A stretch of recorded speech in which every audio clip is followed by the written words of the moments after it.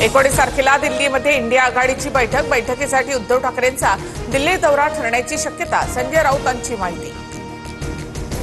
भाजपच्या मॅरेथॉन बैठकांचा सिलसिला सुरूच. पूर्व विदर्भातील सर्व आमदारांची बैठक संपन्न.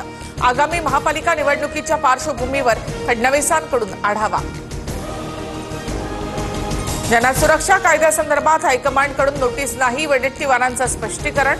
तर नक्षलवाद नको असं काँग्रेसवाल्यांना वाटतं, मात्र त्यांच्या हायकमांडला नाही. योगेश कदमांचा टोला.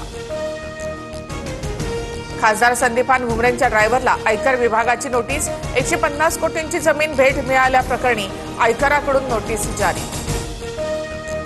अमित ठाकरे आणि प्रकाश महाजन यांच्यामधील बैठक संपली.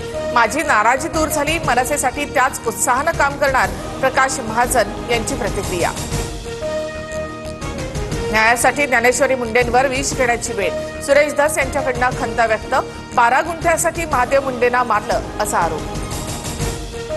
धनंजय मुंडेंच्या बंगल्यावरून वाल्मिक कराडने फोन करून तपास थांबवला.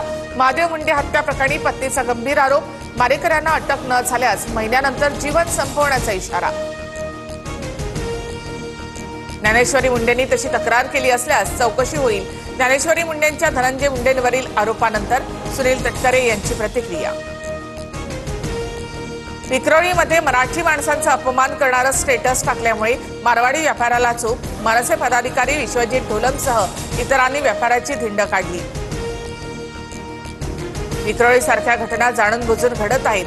मराठीचा अपमान सहन केला जाणार नाही. गृहराज्यमंत्री योगेश कदम यांचा इशारा.